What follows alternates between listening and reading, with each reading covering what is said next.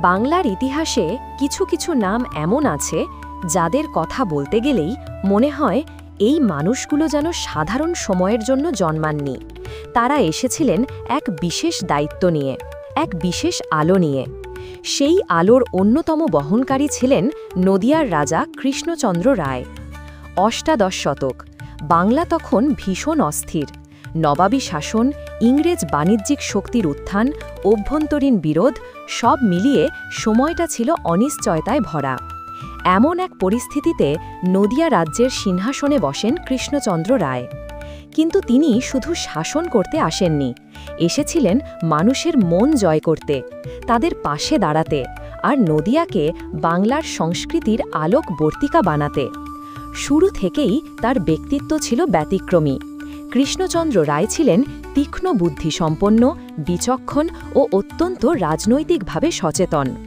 যখনই রাজ্যের উপর কোনো সংকট নেমে এসেছে, চাই তা করের চাপের কারণে হোক, নবাবের চাপে হোক কিংবা দুর্ভিক্ষের ছোবলে, তিনি সবসময় চেষ্টা করেছেন প্রজাদের কষ্ট লাঘব করতে। মানুষ তাকে ডাকত প্রজাপালক রাজা, কারণ কৃষ্ণচন্দ্র রায় বিশ্বাস করতেন একটি রাজ্যের আসল শক্তি তার প্রীত, তার সৈন্য নয়, বরং তার জনগণ। কৃষ্ণচন্দ্র রায় ধর্মের প্রতি গভীর শ্রদ্ধাশীল ছিলেন। বাংলায় দুর্গাপূজার যে জমকালো রূপ আমরা আজ দেখি, তার পিছনে তার ভূমিকা অসাধারণ। তিনি দুর্গাপূজাকে শুধু ধর্মীয় অনুষ্ঠান হিসাবে দেখেননি, একে মানুষের আনন্দ, মিলন আর সামষ্টিক গৌরব হিসাবে প্রতিষ্ঠা করেছিলেন। তার রাজবাড়ির পূজা ছিল অতুলনীয়।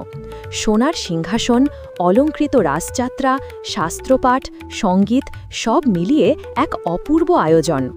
সাধারণ মানুষও তার অংশ হতো, কারণ রাজা কখনো তার উৎসবকে শুধু রাজবংশের মধ্যে আটকে রাখেননি। তিনি বিশ্বাস করতেন উৎসব হল মানুষের প্রাণের ভাষা। কৃষ্ণচন্দ্র রায় ছিলেন শিল্প, সাহিত্য ও সঙ্গীতে এক মহৎ পৃষ্ঠপোষক। তার দরবারে কবি, গায়ক, পণ্ডিত, শিল্পী যে কেউ আশ্রয় ও সম্মান পেতেন। এই সময়েই গোপাল ভাঁড়ের সঙ্গে তার বুদ্ধিদীপ্ত সম্পর্ক কিংবদন্তি হয়ে ওঠে। রাজা কৃষ্ণচন্দ্র রায় যেমন রসবোধী ছিলেন, তেমনি সমালোচনা গ্রহণ করার মানসিকতাও ছিল প্রবল।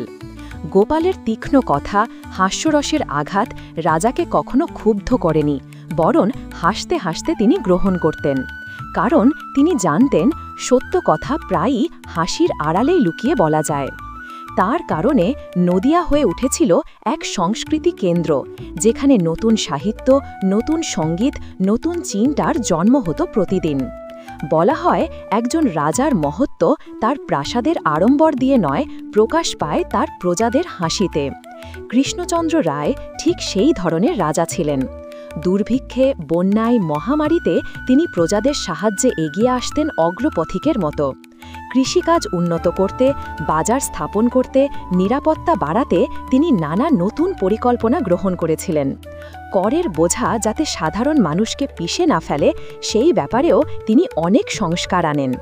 প্রজাদের সঙ্গে তার সম্পর্ক ছিল একেবারে হৃদয়ের। মানুষ তাকে দেখত অভিভাবকের মতো, একজন রক্ষাকর্তা, একজন দয়ার সাগর।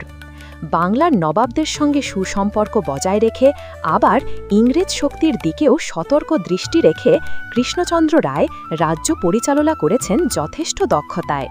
তিনি বুঝতেন সময় পাল্টাচ্ছে, শক্তির সমীকরণও পাল্টাচ্ছে, তাই তিনি কখনো হঠকারিতা করেননি। ধৈর্য, বুদ্ধি আর কৌশলে নদিয়া রাজ্যকে স্থিতিশীল রেখেছেন দীর্ঘদিন। শেষমেশ ইতিহাস তাকে শুধু রাজা কৃষ্ণচন্দ্র রায় বলে চেনে না, তাকে চেনে সংস্কৃতির আলো ছড়ানো প্রতিমা হিসাবে, প্রজাদের দুঃখে সুখে পাশে থাকা বন্ধু হিসাবে, বুদ্ধি, রসবোধ আর মানবিকতার এক অনন্য উদাহরণ হিসাবে। তিনি ছিলেন সেই রাজাদের একজন যাকে মানুষ ভুলে যায় না, প্রজাদের মনে যার স্মৃতি থেকে যায় যুগ থেকে যুগান্তরে।